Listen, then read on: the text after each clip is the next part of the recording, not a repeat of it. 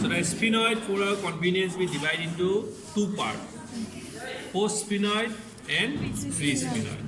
Post-sphenoid has got four parts: body, temporal wing, then pterygoid crest. This is pterygoid crest, then pterygoid process. So process, crest, Wing. body and wing. Four parts are there. Okay.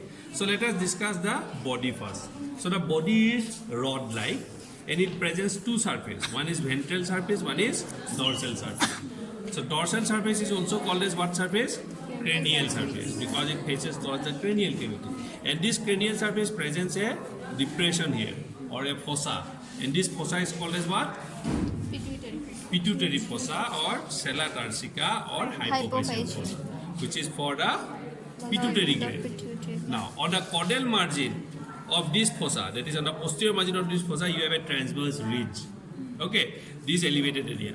So this is called as dorsum sella. Over the dorsum sella, actually it got broken, you will have a small process coming up like this. And that process will be called as what? Post-clinoid process. So regarding the body, you remember on the dorsal surface is also called as cranial surface. There it will present a sella turcica, a dorsum sella and a post-clinoid process. Whereas the ventral surface, this is the ventral surface, it is rounded and its lateral border, this is the lateral border, shows a groove. This groove is called as Vidian groove, V-I-D-I-N. This is the Vidian groove. Now coming to the wing, you see, this is wing. This is the wing of post-sphenoid. So it is called as temporal wing. This is the wing of pre-sphenoid. So this is orbital wing. So remember, the temporal wing will be always at a lower level than the orbital wing. So this area, this elevated area, so this represents the junction between the temporal and orbital wing.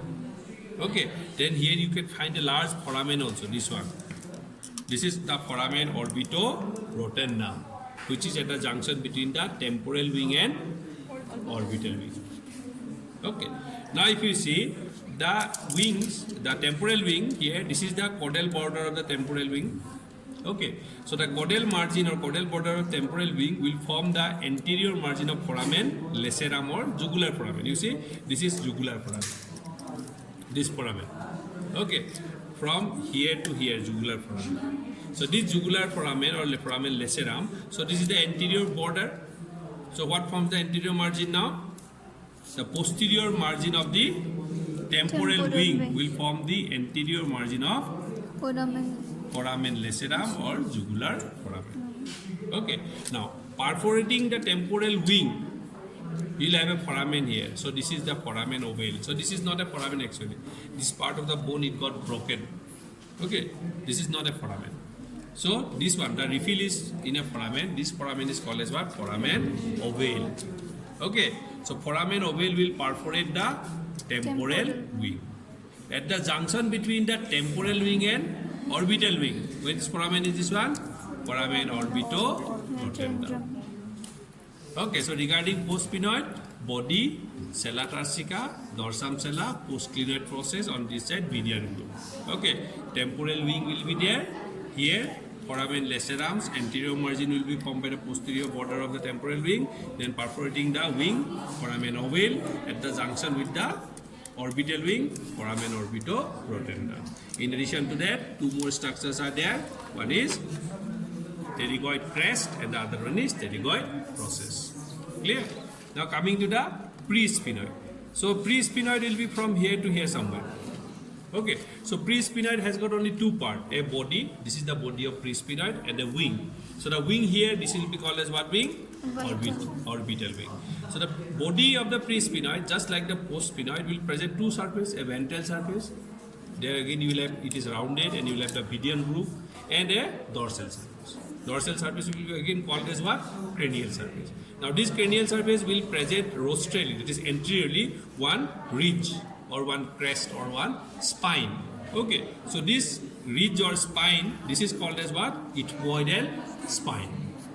Okay, this part is not part of ethmoidal spine, because you see this is called as crista galli, this part. Their junction is not so distinct, so somewhere here till here you will have the body of pre-sphenoid. Okay, so this is part of ethmoid. So that's why we'll say only this part as the ethmoidal spine. So behind the ethmoidal spine, you have a foramen here. This one. This is called as the optic foramen.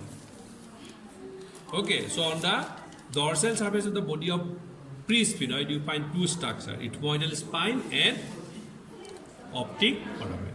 So this optic foramen actually, it is at the junction between the orbital wing and the body of pre-sphenoid. This part is body of pre-sphenoid, this is orbital wing. So at their junction actually you find this foramen. Okay, and in front of this foramen you have one more foramen here. So this is called as the ethmoidal foramen. This foramen. So here this is cribriform plate and this is orbital wing. So at their junction you will have ethmoidal foramen. Okay, so I will show you the foramen here again. You see, this is the hypoglossal foramen. This is foramen lacerum. This is foramen ovale. This is orbitorotendum. This is optic, and here ethmoidal. Okay, so this is orbital wing. This is temporal wing. Body of postsphenoid. Body of presphenoid. Clear? In addition to that, pterygoid process, pterygoid crest, pterygoid process. If you remember that diagram, no,